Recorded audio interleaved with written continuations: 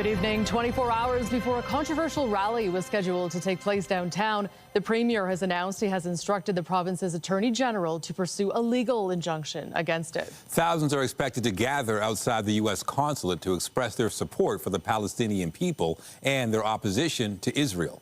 CTV's Janice Golding is live tonight with more on this developing situation. Janice.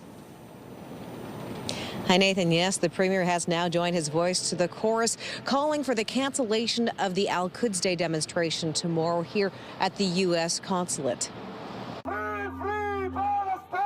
Organizers of Toronto's Al-Quds Day rally described the annual event as a walk for Palestine. Today, however, Premier Doug Ford proffered a different description. This demonstration is nothing more than a breeding ground for hate and anti-Semitism. It glorifies violence. It celebrates terrorism. In a social media post today, the Premier said he believed in freedom of speech, but added no one in the province has the right to incite violence or hate. That's why today I've instructed my Attorney General, Doug Downey, to pursue an injunction that would stop this hateful demonstration. If we don't act now, if we don't act decisively, the hatred won't stop. Ford's call comes on the heels of a request made by Toronto City Councillors Brad Bradford and James Pasternak, who asked city solicitors to file an emergency injunction to stop the Al-Quds Day rally. I think it's about the context of the world that we're living in right now. Whether we like it or not, there is an alarming increase in anti-Semitic acts here in the city. Ford and the city councillors referenced shootings on the U.S. consulate and 3 GTA synagogues in the last week and a half, with the Premier going so far as to say he no longer recognizes our country. His tweet is a disgrace. But Stephen Ellis, legal counsel for the rally's organizers, decried the Premier's decision. Mr. Ford is pandering to the most backward political elements in our society. What he's looking to do is to pander to that section of people who are uncritically supporting Israel, no matter what it does. Ellis adding, however, he did not believe the injunction would be granted. Because what they have to show is that a demonstration could produce harm to the community at large, and there's no evidence of that. In a letter to Councillor Bradford, the Deputy City Solicitor said, given charter issues, the city would require extensive and compelling evidence. Shamila Clark adding, in order to bring an application for an injunction, the city must have evidence that meets the following test: that there is a serious issue to be tried, that the city will suffer irreparable harm if the injunction is not granted, and that not granting an injunction will cause more harm to the city than the harm caused to the demonstrators if the injunction is granted. Still, the Premier says his decision to pursue an injunction is worth doing on its own merits. We need to stand up for what's right, for what's just. Vaughan's mayor has thrown his support behind the Premier, while the Centre for Israel and Jewish Affairs commended the Premier for, quote, taking decisive action to protect public safety. Reporting live, I'm Janice Golding. Now back to Nathan. Also tonight, thank you, Janice, Premier Ford is proposing changes to Ontario's Freedom of Information laws so certain documents will remain hidden from the public. The justification and condemnation from critics. But first, there's more pain at the pumps for anyone trying to hit the road for March break. Gas prices went up overnight, and they are expected to continue to rise this weekend. CTV's Mike Walker is live tonight with more on what drivers can expect. Mike. Well, Natalie, it doesn't sound like there's going to be any relief anytime soon, with analysts predicting an 11-cent increase over the weekend. Paying more each time to fill up has become the expectation this month. But for Abe, it's hard to watch that total now surpass $100. Upset, but I have no choice. After a one-day reprieve, gas prices across the GTA spiked 6 cents overnight to around $1.58 per liter. And analysts are predicting further increases heading into March break. Well, it's going to make me look more towards driving a little bit less. Dan McTagg with Canadians for Affordable Energy says prices will increase 11 cents over the weekend. You'd have to go back really to the summer of 2024. The last time we saw prices pushing towards $1.70. The price of diesel now well over $2 per liter. How often are you filling up? Oh, every second day. It's a lot for Helen, who works in the film industry and commutes to different locations across the GTHA. It's the problem. With my job, I can say, okay, I'm not driving too much. Analysts say the longer the U.S.-Israel war with Iran continues without any resolution, the price at the pumps will become more uncomfortable for consumers, despite efforts by the International Energy Agency to release 400 million barrels of oil reserves. The longer this goes, the greater the risk, the greater the drop in supply. And as demand continues, only price can really respond to that. So that's why I believe next week we're going to continue seeing increases. Economists say that uncertainty fueling more pressure on crude oil prices and will only drive up inflation. If oil stays around $100 a barrel, then projection is that inflation is going to rise to over 3%. Anytime the price of oil goes up, and we've seen a 50% increase in the price of a barrel of oil just over the past couple of weeks, that has these filter-through effects to the prices of basically anything that you buy at a store. Paying more for just about anything has Abe worried. Not working anymore, so for me right now, costs are going to go up and I'm going to feel it. So with a 7-cent increase expected on Saturday and another 4-cent increase on Sunday, McTagg says gas prices are on track to jump by more than 30 cents since this conflict in the Middle East started. Reporting live, I'm Mike Walker. Natalie, back to you. Okay, thank you, Mike. More news in a moment, but first a live look outside on this Friday evening. After a first taste of spring this week, we are suddenly very much feeling like winter once again.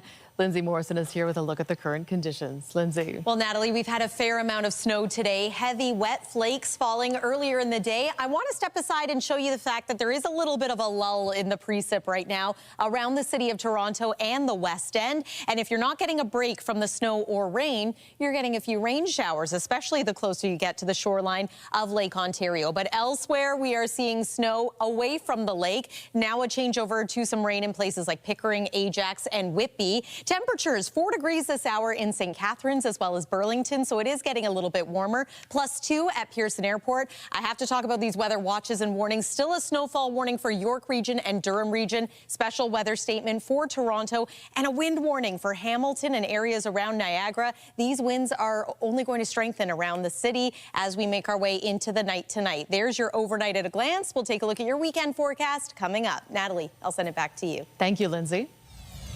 Still ahead tonight, charges have been laid against the owners of a Toronto trampoline park after an 11-year-old boy was injured using a zip line. We have the details coming up. But first, the Ford government has announced it is introducing legislation that would exclude certain documents from Freedom of Information requests, including records from the Office of the Premier, his cabinet, and parliamentary assistants. Critics say the move will make decision-making less transparent. CTV's Queen's Park Bureau Chief Siobhan Morris is live tonight with more on why the government believes this is necessary and why others disagree. Siobhan. Well, the government really says this is all about the fact that these laws haven't been changed in 40 years, but opposition parties are really struggling to see what the need for this might be. It's a shift in Ontario's Freedom of Information law that will keep more records and decisions in darkness. The government says it's modernizing 40-year-old legislation that doesn't reflect how people connect. We didn't have cell phones. We didn't have cloud computing. We didn't have even email. Email was very new at the time. A bill to be introduced this spring would mean records from the Premier, cabinet ministers, parliamentary assistants, and their offices wouldn't be available to journalists or members of the public. That covers virtually all progressive Conservative MPPs and their staff. This government has probably been one of the most transparent governments in the history of Ontario. The leader of the opposition sees this quite a different way. This is I'll start by saying that. Unconvinced by the government's rationale. No government is going to shut down freedom of information laws unless they're trying to hide something. The changes a new challenge to get answers. This shows that Doug Ford is only trying to protect himself and his government. The plan is to apply the eventual law retroactively. That could hit requests already in the pipeline. You call myself on my cell phone number. There's a multi-year fight to peek into the personal phone the Premier uses for work. I'm quite certain that the litigation will be moot because we won't be able to get the Premier's phone records. So The timing is very interesting. It does seem as though the Premier has a personal interest in this legislation. The fact that Ontario says it's lining up laws with other provinces and the federal government does not justify the Ford government adding an excessive secrecy loophole and layer of secrecy that will lead to even more corruption, waste of the public's money, and abuses of power. Ontario's Information and Privacy Commissioner is out with a blistering takedown of these changes, calling the amendments shocking and saying they're about hiding government business to evade public accountability. Reporting live from Queen's Park, I'm Siobhan Morris. Natalie, back to you. Okay, thank you, Siobhan. Among several other big announcements out of Queen's Park today, the province is moving ahead with allowing more retailers to open their doors on select statutory holidays. Premier Doug Ford signaled he was thinking of taking action after he wasn't able to shop at Home Depot on Family Day. Changes proposed today would give retailers the option of operating on Family Day and on Victoria Day. At the same time, employees would retain existing rights to public holiday pay, premium pay, and for many, refusing work on a public holiday. Any municipal rules banning retail would also no longer apply. The government says it hopes to have the law enacted in time for this year's Victoria Day on May 18th. Charges have been laid by Ontario's safety regulator against the owners of a Toronto trampoline park where a child was injured in a zipline fall in January. CTV News first brought you the story of the 11-year-old boy who fell several meters to the ground at Scarborough's Aerosports trampoline park after his harness failed. The boy suffered extensive internal and external bruising.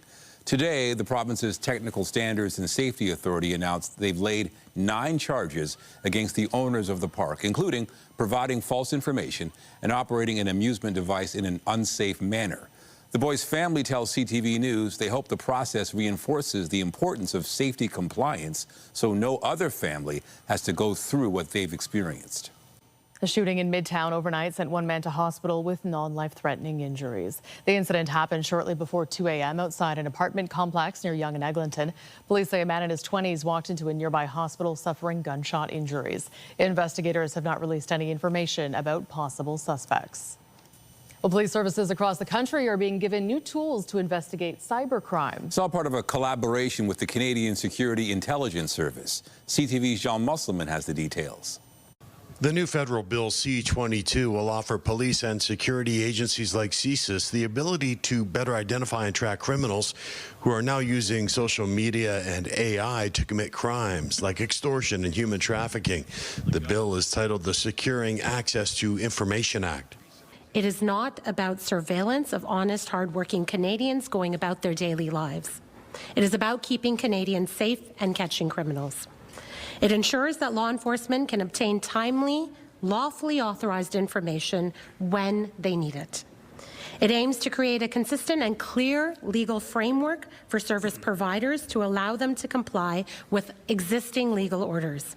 And it brings our laws in line with the Supreme Court rulings to make clear that law enforcement and CSIS can receive tips, ask for information to be provided voluntarily, or use publicly available information to investigate crime and threats to our security. The legislation as it stands was in a pre-digital world, and those that are harming our communities right across this country are the ones that are taking advantage of the fact that we haven't had the tools to stop this.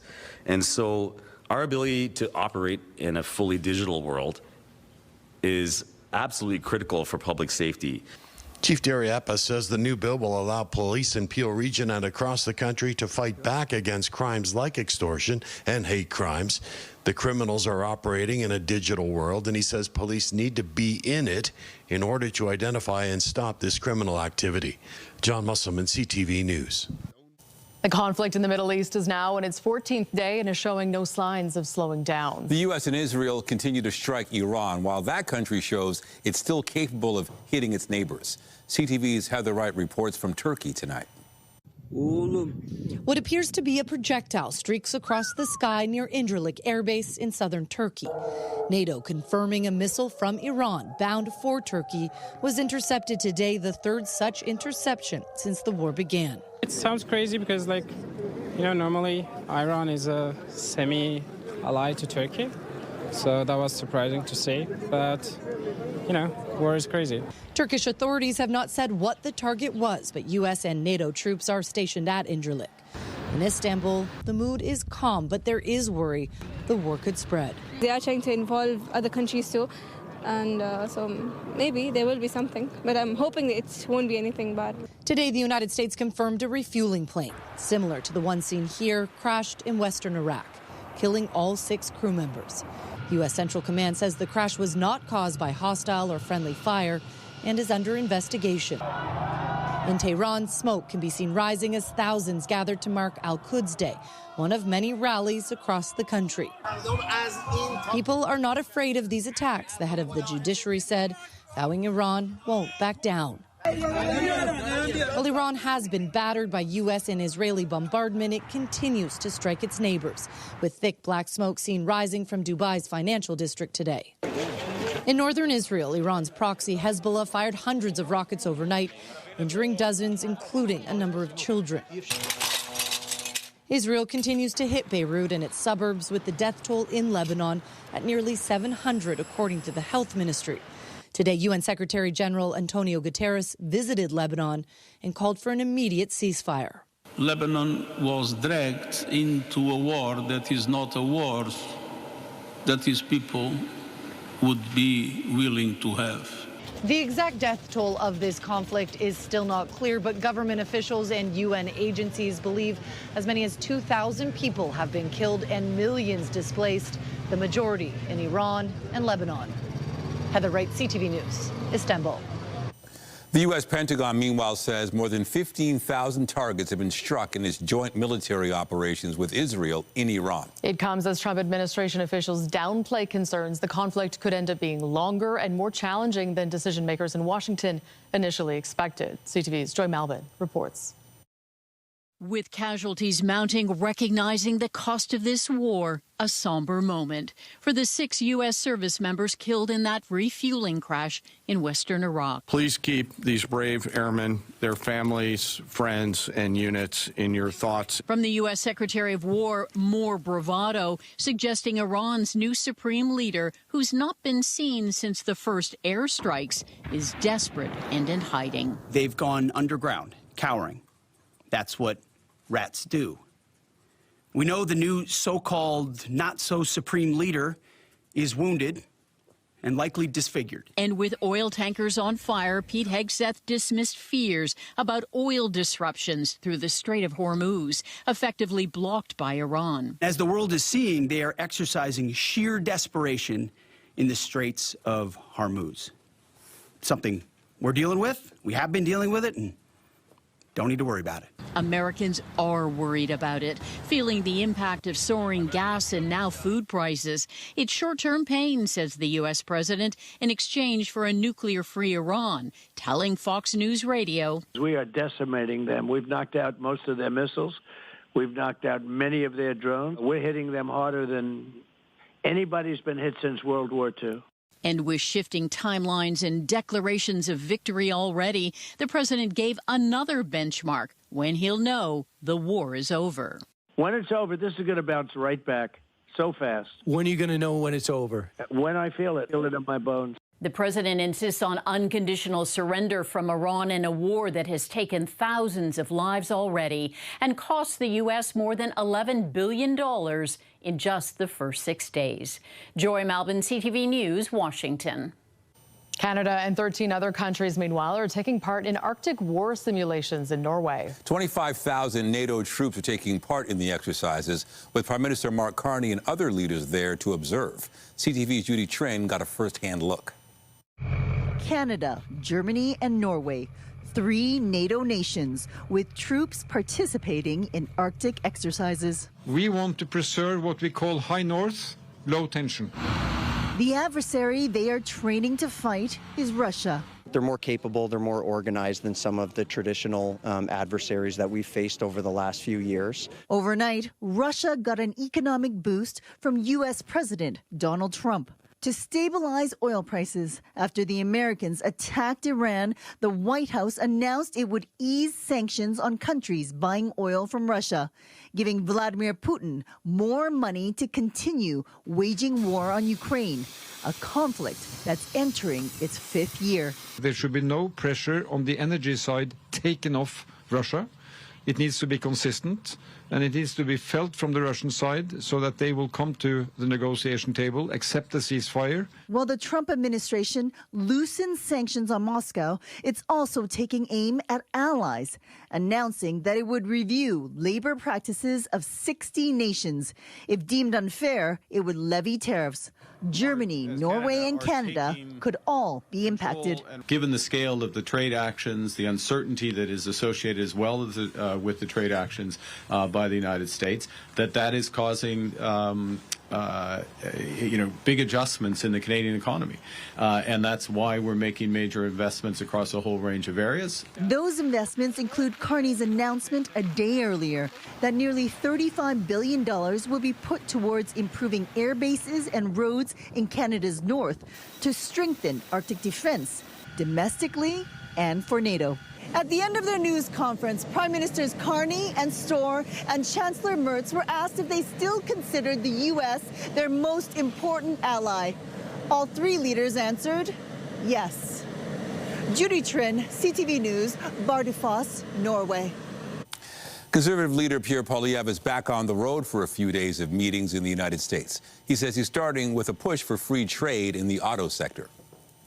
We need to regain access to the United States market with a plan that will be good for Canada and realistic on the other side of the river.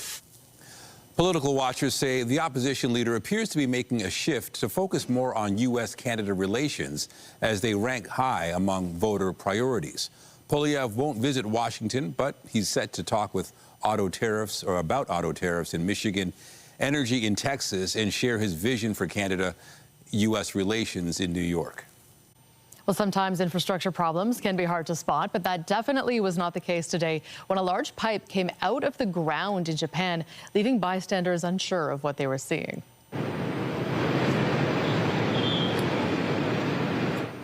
This was the scene in Osaka after a 4-story tall cylinder emerged from the ground during sewer construction work. A city official said the pipe simply was not there the previous day, but it is a casing used for soil retention. Crews used water to force the pipe back down, but they may cut off the part that is still exposed as an investigation continues into what went wrong. Also tonight, robot race. Top tech students compete for innovation honors at Humber Polytechnic. We'll show you the best of the bots coming up. And I'm Pat Foran. Coming up on Consumer Alert, many families are going away for the March break. If you are, you may be packing a swimsuit and a phone charger. But what about a carbon monoxide detector? Falling deaths in some hotels is something you may want to consider. I'll have that story. That's just ahead. So the weather's going to settle down later tonight and the winds will gradually ease into tomorrow. Your Saturday afternoon looks pretty good, but Sunday we're in for another round of active weather, and this one could bring us a bit of snow to start, followed by a change over to maybe some ice pellets, and then eventually for Monday, some rain. It is going to be mild, though, to kick off March break, followed by a big drop in temperature. Details are coming up after the break. Well, if you're planning to get away for the March break or maybe even this summer, there are certain things you always bring with you on a trip. There's a safety consideration you may not have thought about, and it's why more people are packing something else in their suitcase. Here's Pat Foran and Consumer Alert. Pat. Thanks, Nathan and Natalie. Carbon monoxide detectors must be installed in homes and hotels in Ontario and most parts of Canada. But if you're traveling outside of the country, you could be staying at a vacation property without them, and that can be a safety hazard. Wherever your trip is taking you, you could end up at a resort or vacation property that doesn't have carbon monoxide detectors. Carbon monoxide is a colorless, odorless gas that can cause illness or even death within hours of exposure. There was a carbon monoxide leak at a U.S. hotel where Chris Hauschelt's parents were staying. So my parents were on vacation in a hotel when they were found dead in their hotel room. A carbon monoxide detector could have warned them of the leak. The tragedy didn't end there. 7 weeks later, an 11-year-old boy lost his life and his mother sustained permanent injuries from the same leak. Not all hotels and vacation rentals are required to install carbon monoxide detectors. CO detector requirements vary greatly by location, and CO leaks can happen anywhere that there's a fuel burning appliance, and that leaves countless travelers at risk. There are now portable carbon monoxide detectors you can take with you on a trip. There are some that plug in and some that run on batteries. Consumer Reports tested CO detectors you can take with you. Each device was placed in a closed chamber exposed to carbon monoxide and tested for accuracy. This lunar lights quickly sounds an alarm when exposed to both low and high levels of CO and comes with a built-in rechargeable battery. This kit of plug-in, while bulkier, excels at detecting both low and high levels of CO and accurately displays them. You'll find many CO detectors for sale, and you can also use them at home when you're not traveling. After losing her parents, Halschultz believes you shouldn't take a trip without one. That is life-saving to be able to take that action on behalf of yourself and your family. An investigation into her parents' deaths found the hotel's pool heater malfunctioned, causing the carbon monoxide leak. And many new CO detectors also monitor temperature and humidity, which can be handy. You can also ask a vacation property if they have them, but bringing your own can give you added peace of mind. On your side, I'm Pat Foran. If you have a consumer story idea, email us at alert@ctv.ca. Well, things have been pretty good weather-wise for the past few days, but not today. We had quite a bit of snowfall, and it looks like there's more to come. Yeah, and I think what a lot of people are wondering, Lindsay, is now that we have just lost all of that snow that was on the ground for so many weeks, will this new snow stick? Well, it did in many cases today, but this is a very wet snow. It's not going to stick around quite as long as the other snowstorms that we've had so far this season. And we could get some rain in many areas before this evening is finished. And if we don't get any in your neighborhood tonight, you will for the start of March break. At least that's how it's looking right now. Let's take a look at some of this weather from earlier today. Now, downtown, there was a big difference compared to areas away from Lake Ontario. It was a lot slushier down near the waterfront, and that's because temperatures were just slightly warmer too. You can see very wet sidewalks, and as the temperature dips tonight, this could create some slippery spots into tomorrow. But away from downtown, away from the lake, this was snow, and it was heavy at times, reducing visibility as well because, well, we've had some pretty gusty winds out there. We'll get to that in just a moment. Let's show you what's still in place as far as weather advisories are concerned. Special weather statement for the city of Toronto, snowfall warning for parts of York Region and Durham. There's a winter storm warning in place for communities closer to the shores of Lake Huron, and this wind warning from Hamilton over toward Niagara. The winds have been howling today, especially across the southwest. These winds are going to start to settle down across the southwest. They may strengthen somewhat in Toronto through the overnight hours tonight, and then overall we're really going to calm down gradually through the day tomorrow. So those are the winds. Here's a close look at our radar. You can see some shower activity now around downtown Toronto, Etobicoke, Mississauga, starting to get some showers in through Scarborough and Pickering as well as Ajax. Elsewhere you can see the blue. That's the snow, and there's more of it expected for tonight before this all moves on out through the overnight hours. And then here comes the next one. So some snow expected for your Sunday morning. Sunday afternoon looks to be dry, and then we're going to get into a bit of rain for Monday. How much additional snow? This might give you a little bit of an idea. It's just a couple of additional centimeters in and around Toronto, maybe closer to 5 centimeters in Hamilton. There's tomorrow midday. We're going to get some nice clearing through the afternoon and enjoy some sun, but then the cloud builds back in. Sunday morning, we're back into some periods of wet snow. There may be a changeover to some patchy freezing rain or ice pellets. Then we're going to dry out. Not so much for areas to the east of Georgian Bay. Next round of active weather is going to move in for Monday, and looks like that day it is going to be warm enough for us to get into some rainfall. It is decently mild right now. It's +2 at Pearson Airport, 5 degrees in Windsor. Overnight tonight, though, we fall to about -3 degrees. Temperature-wise, might dip even colder than that into early tomorrow morning, feeling like -14 waking up tomorrow morning with the wind chill. But by tomorrow afternoon, +3. And the temperature even milder than that into the day on Sunday at +4. 12 degrees, the expected high for Monday. So yes, certainly mild enough for us to get some showers, but big temperature drop into Tuesday. You are going to notice the difference, and a few flurries are going to follow us into that day. But then the temperature's back up around +5 for Thursday. So it is a temperature roller coaster through March break. And condition-wise, we're going to see a little bit of everything over the next 7 days. That's the weather for now. Natalie, over to you. Thank you, Lindsay. Also tonight, Toronto Suits Patrick J. Harris. The TV star returns home to promote his new series and play tour guide in his city. That's just ahead. When you see it happen, send it to CTV News. Text 10400 from your screen to ours. Text 10400. Peel Public Health says nearly 16,000 students in the region could face suspension for having incomplete immunization records. Officials stress vaccinating students keeps children safe from serious diseases that can spread quickly in school settings. But as of this week, those records were listed as incomplete for over 15,000 students. Peel Public Health says suspensions could happen as a last resort. But the department is also advising families to check peelregion.ca/report vaccines to make sure records are up to date. Students can also attend catch-up clinics in school and during March break. Toronto Public Health said last week students with incomplete vaccination records would be able to stay in the classroom for the rest of the year to give families time to catch up or get an exemption. It's a unique competition that has brought together some of the brightest teens from across the province. As CTV's Sean Leithong reports, students at Humber Polytechnic today and tomorrow are showing off their robotic skills. The task is building robots, able to shoot a ball into a basket. The result is inspiring young minds to succeed in the critical fields of science and technology. It kind of teaches us these important skills that we might need later in the future. Lucy Pham is the captain of the robotics team at Downsview Secondary School. They're one of 29 teams from across Ontario taking part in FIRST, a robotics competition at Humber Polytechnic. You're always going to be working on time crunch. You're always going to be thrown projects and stuff like that, and you have to be ready, right? Each team has 2 months to design and build their robot. This is the future of Canada. These are the students who are learning and are going to be making the difference in our country.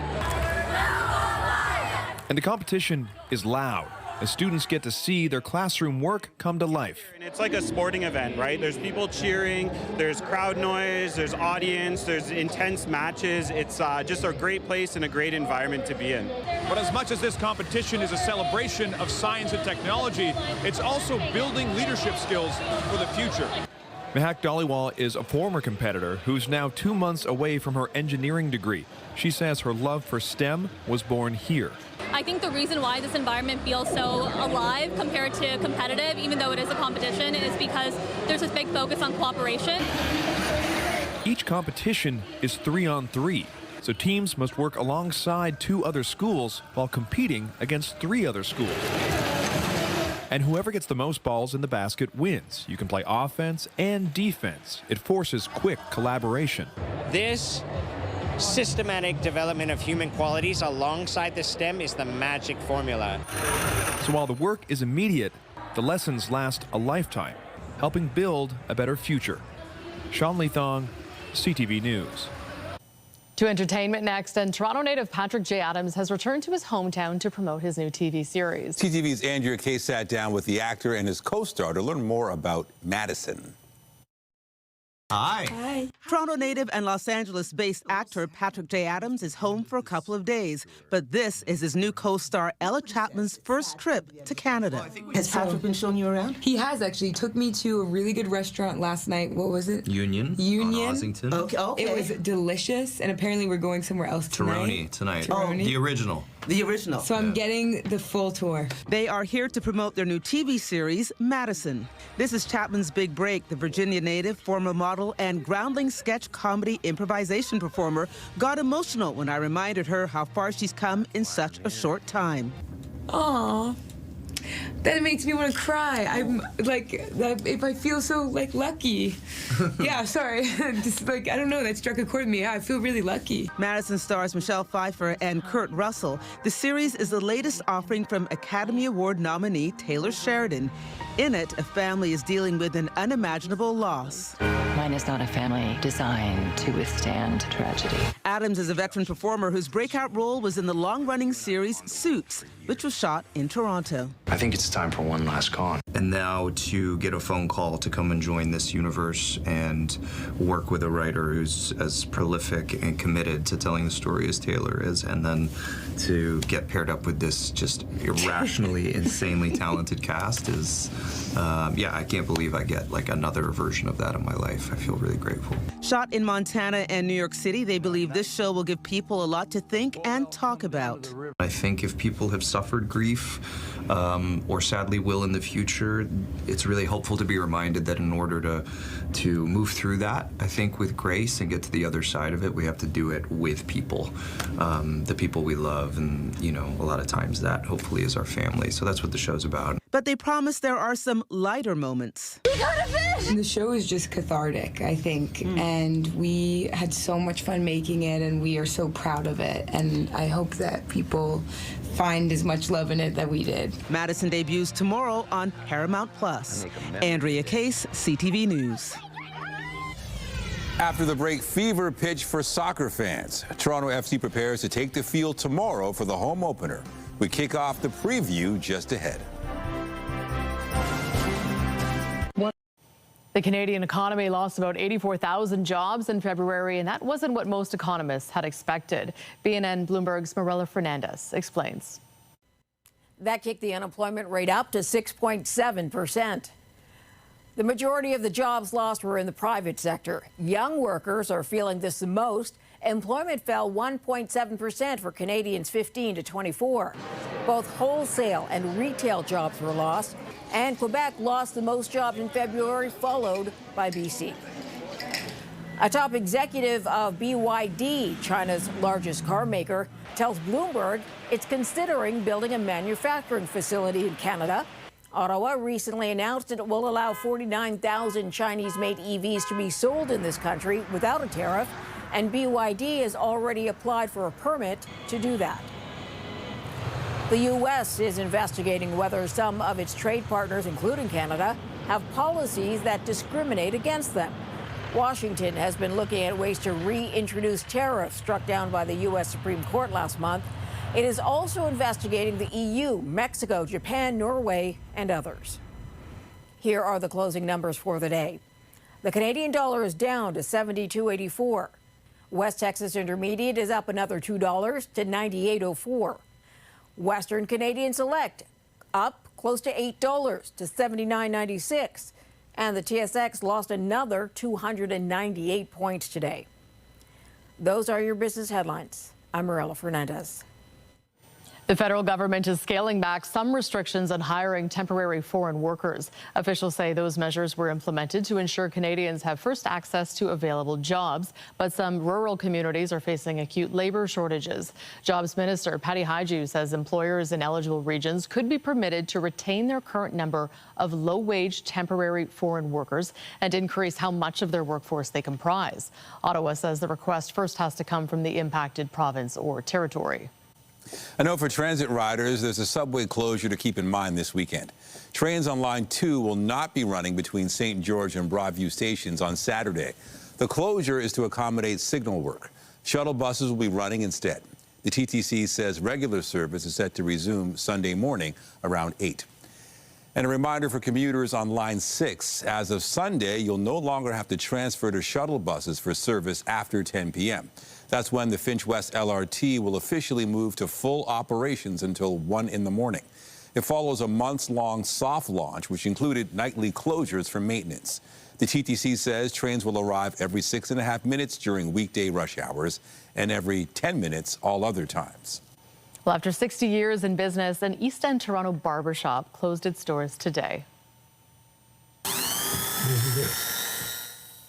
George Iliadis is setting down his clippers and calling it a career. Known to his customers as George the Barber, he's been a fixture on Queen Street East since 1963, when it was first known as the Broadview Beauty Parlor. George's unisex barbershop was a family business, his wife tending to the female customers while George focused on the men. In the older days, if you remember, was the Beatles. They used to have the hair in the shoulders. At that time, everybody the other barbers move away, they don't know how to cut it. And I was the only way left around here. Then, of course, in the 2020, they start to cut it really short, like worse than the army, you know. It's a long time. And I thank all my customers, which they supported me all these years, you know. And I feel sorry. I'm gonna miss them, and they're gonna miss me too, because, you know, they were loyal customers. George hopes to pick up the odd job cutting hair on film sets, having appeared in films like Cinderella Man and My Big Fat Greek Wedding. In sports, tomorrow is a big day for soccer fans in this city. Toronto FC will take to the pitch for their home opener. This year marks the team's 20th season, and it'll also mark a year in which the world will turn its eyes to the beautiful game here in our city. CTV's Allison Hurst has more.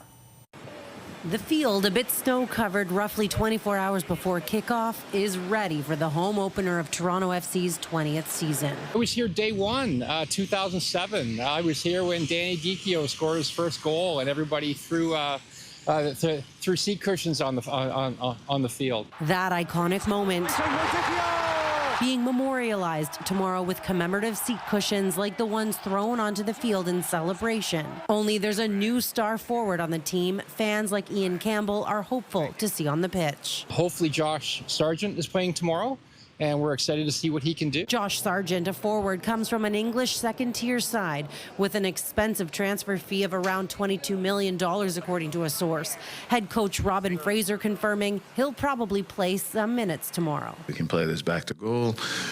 He can run in behind. He can finish off crosses. He can create his own shot. He's a very good finisher. The team is coming home with a 1-2 record to start the season following years of disappointment. But they're returning with a win in Cincinnati last week.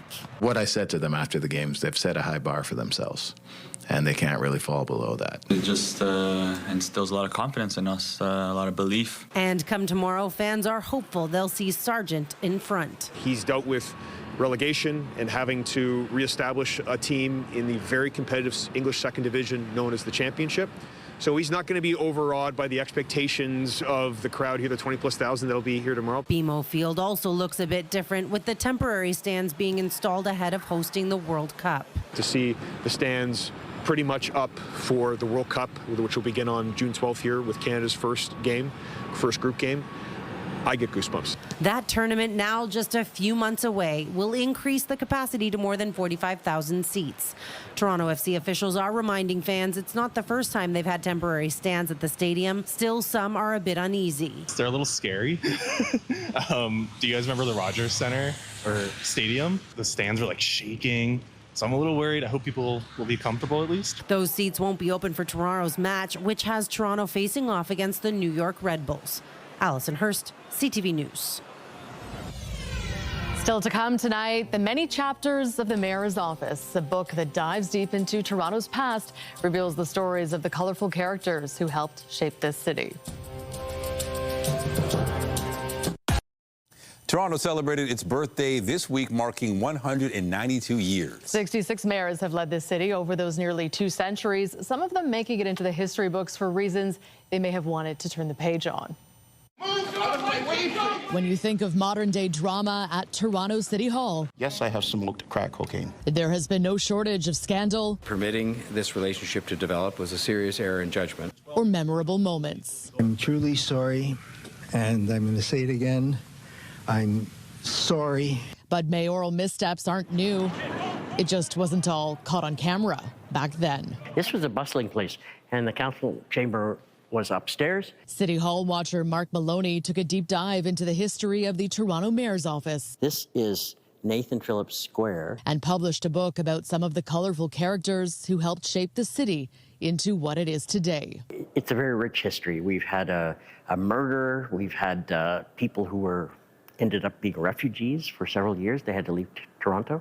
We had a mayor who went insane. One Toronto mayor, John Powell, committed murder a month before taking office and tried to kill a prior mayor, but his pistol jammed. Mayor Henry Sherwood carried out a home invasion with an unruly mob. He had 18 kids and said he was too poor to pay his election expenses, but went on a luxury European vacation where he died. Mayors William Lyon Mackenzie and Thomas Morrison were both forced to escape Toronto with just the clothes on their back and live in exile. Mayor Ernest MacDonald ran for 18 different offices before he finally won, but then lost his mind as he died from severe syphilis. But there were also stories of nobility serving not only the city, but the country. There was a mayor who voluntarily left to go and fight in World War I. And then he ended up, being gassed in the trenches. Like, here he goes from mayor to the trenches. Like, wow. 66 mayors and 192 years in, some things never changed. There's personalities, there's characters, but if you look at the council minutes and the issues they were dealing with, even 100 years ago, many of them are actually the same. It's just in a different, more sophisticated way, perhaps. A long line of mayors, each with their own story in the many chapters of this city's history.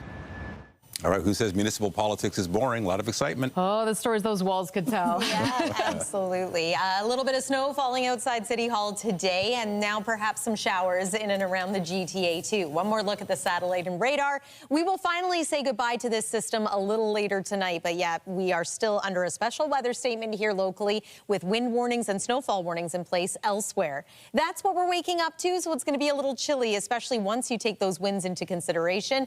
Again, active weather for Sunday and Monday, so plan your weekend accordingly. But have a good one, Nathan and Natalie. Thank you, Lindsay. Be sure to join Heather Butts tonight at 11 for CTV National News, followed by Zoraida Allman with our next local newscast at 11:30. Meantime, our coverage continues anytime on CP24 and at ctvnewstoronto.ca. For Lindsay Morrison and all of us here at CTV News, thank you for watching. Have a good night.